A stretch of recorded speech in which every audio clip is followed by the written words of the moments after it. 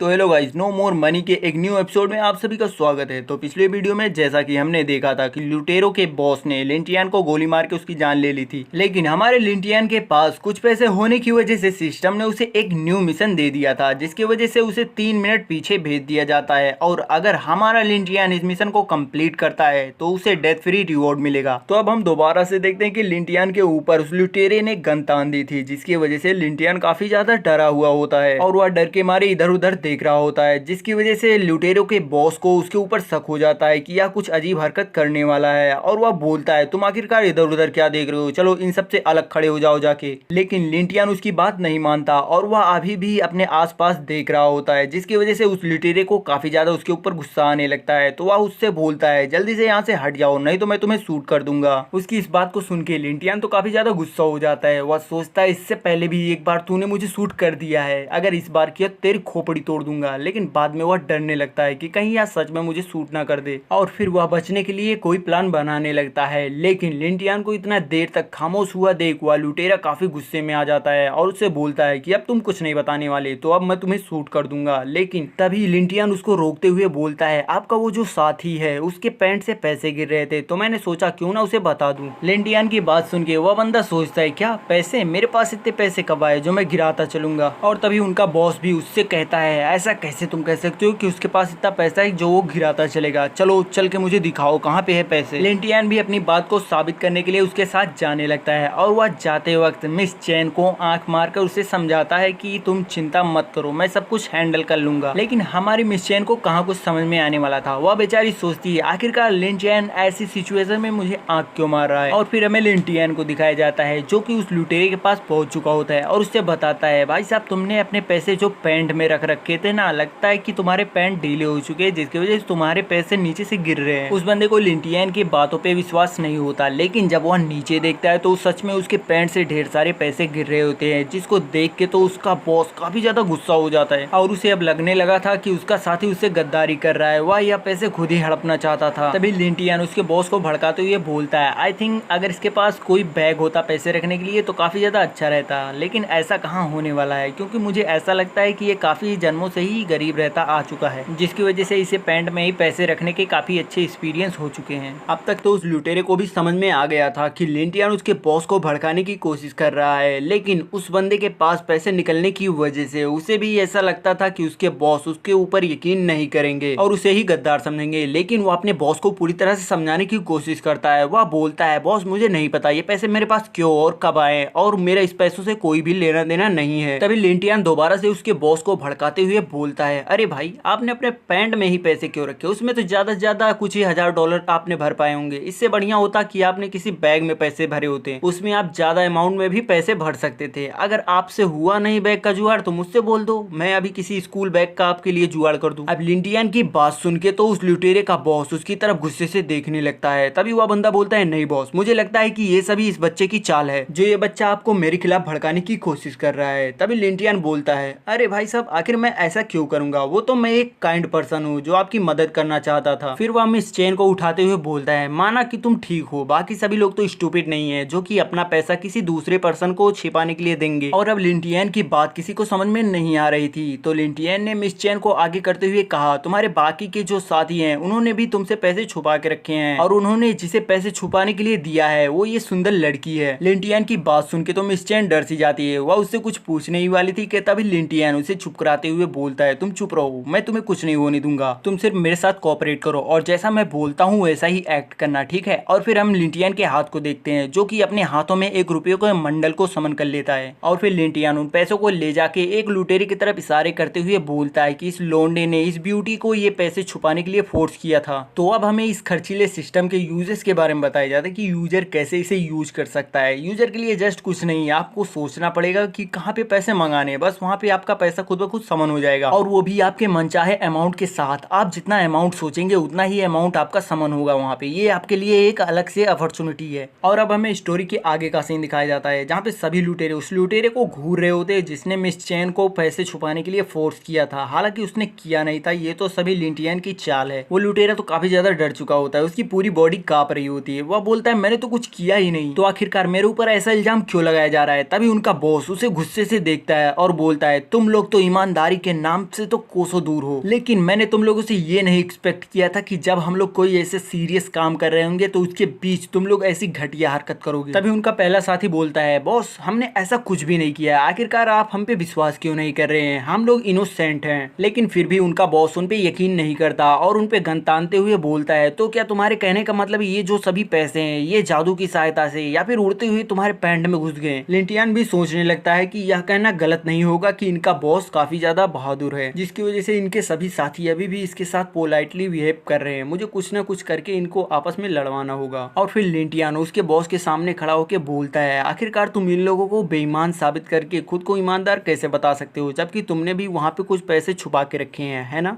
और उन पैसों की तरफ इशारा करता है, जिनको देख के उनका बॉस तो काफी ज्यादा हैरान रहता है। साथ ही साथ उनका जो पहला साथी होता है वो भी उसे गुस्से से देखने लगता है और बोलता है, आखिरकार तुम भी बेईमान निकले। लू होपिंग और उसका असली नाम ले लेता है, जिसकी वजह से उनका बॉस तो काफी ज्यादा गुस्सा हो जाता है। उन्हें गाली देते हुए बोलता है, सूरों के बच्चों तुमने आखिरकार मेरा असली नाम कैसे लिया। और फिर वो अपने साथी को गोली मार देता है, जिसकी वजह से वहाँ का माहौल काफी ज्यादा खतरनाक हो जाता है। वहाँ पे गोलीबारी चलने लगती है, जिसकी वजह से सभी लोग वहाँ पे लेट जाते हैं जमीन पे। बाकी सभी लोग आपस में गोली मार मार के एक दूसरे की जान ले रहे थे। सभी लुटेरे एक दूसरे की जान लेने के लिए अंधाधुंध फायर किए जा रहे थे, जिसकी वजह से हमें सिर्फ गोलियां ही दिखाई जाती है। और इधर लिंटियान और मिस चैन अपनी जान बचाने के लिए एक दूसरे को पकड़ के जमीन पे ही बैठ जाते हुए काफी ज्यादा डरे हुए थे और सौभाग्य से उन्हें एक भी गोली नहीं लगी होती है, जिसकी वजह से वे लोग बच जाते हैं। और इधर हमें लुटेरों को दिखाया जाता है जो कि गायब हो चुके होते हैं, क्योंकि वे सभी लोग आपस में ही शूट करके मर गए थे और अब वहाँ का माहौल बिल्कुल शांत हो चुका था। जिसके बाद हमें लिंटियान को दिखाया जाता है, जो कि यह बात सोच के काफी ज्यादा डर चुका होता है, क्योंकि उसका मिशन अभी तक कंप्लीट नहीं हुआ था। क्योंकि लिंटियान को 3 मिनट के अंदर $1 मिलियन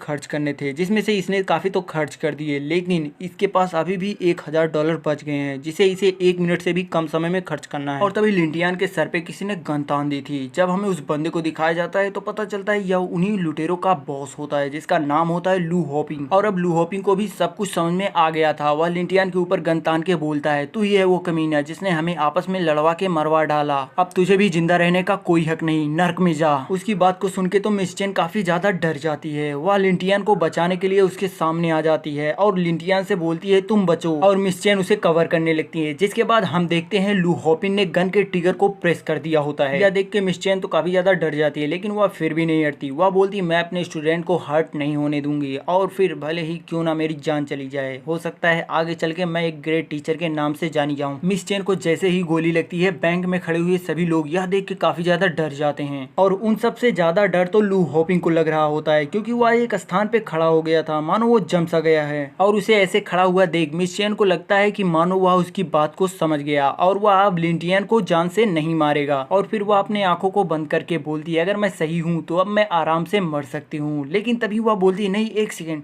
आखिरकार अगर मुझे गोली लगी तो मुझे दर्द क्यों नहीं हो रहा। देख रहे हो, अब जाके लड़की ने लॉजिक वाली बात की। और जब वो आपने नीचे देखती है तो काफी ज्यादा शौक हो जाती है, क्योंकि उसके बबल्स के नीचे भाई साहब मंडलों का दीवार बना होता है। और जब वह उसे ध्यान से देखती है तो उसे समझ में आता है कि गोली उसे नहीं बल्कि पैसों पे लगी होती है, जिसकी वजह से वह बच चुकी है। यही सब देख के लू होपिंग भी काफी ज्यादा हैरान था। वह लिंटियान से बोलता है, ब्लडी हेल, तूने यही सब ट्रिक मेरे दोस्तों के साथ भी की ना, जिसकी वजह से वो सभी मारे गए। पिछली बार तो तू पता नहीं कैसे बच गया, लेकिन इस बार तू जिंदा नहीं बचने वाला। और इतना कहने के बाद वह उस पे शूट कर देता है, लेकिन तभी उसके गन में जोरदार ब्लास्ट होता है, जिसके साथ उसका पिस्तौल चीथड़ा हो जाता है। और हम देखते हैं कि उसकी आंखें भी शायद से फूट चुकी होती है। वह बोलता है, मेरी आंखें, और जोर जोर से चिल्लाने लगता है। तभी हमें लिंटियान को दिखाया जाता है, जो कि बोलता है, बहुत सही, आखिरकार पिस्तौल ब्लास्ट हो ही गया। मैं जानता था कि अगर मैं पैसों को पिस्तौल में समन करूंगा तो वहाँ पे आके अटक जाएंगे, जिसकी वजह से पिस्तौल ब्लास्ट कर जाएगा। और बिल्कुल वैसा ही हुआ। तभी मिस चैन लिंटियान को बुलाती है और बोलती है, लिंटियान, इससे पहले कि तुम सरप्राइज हो, अपने हाथ जहाँ पे रखे हैं वहां से हटा लो। और जब लिंटियान पीछे देखता है तो उसे समझ में आता है कि उसने अपना हाथ कहाँ पे रखा है। वह तुरंत से अपना हाथ हटाता है और मिस चैन से सॉरी बोलता है। वह बोलता है कि मैंने नोटिस नहीं किया कि मैंने अपने हाथ को कहाँ पे रखा, और फिर वह उससे माफी मांगता है। जिसके बाद हम लिंटियान को देखते हैं, जो कि अपने हाथों को लेके ही पगला रहा था। वह बोलता है, भाई साहब ये हाथ तो काफी ज्यादा मजा आ रहा है, क्या फील था वो। और फिर अगले पल हमें लिंटियान को फिर से दिखाया जाता है, जो कि उन्हीं पैसों को उठाने की कोशिश कर रहा था, लेकिन वे पैसे गायब हो जा रहे थे। यह देख के लिंटियान अपने खर्चीले सिस्टम के बातों को याद करने लगता है, क्योंकि उसने कहा था कि अगर तुमने पैसों को छूने की कोशिश की तो खुद ब खुद डिसअपेयर हो जाएंगे। यहाँ पे जितने भी पैसे हैं सिस्टम के द्वारा, उन्हें ये लिंटियान छू नहीं सकता। अगर ये छुएगा तो पैसे खुद ब खुद गायब हो जाएंगे, इसीलिए ये काफी ज्यादा पछता रहा है। लेकिन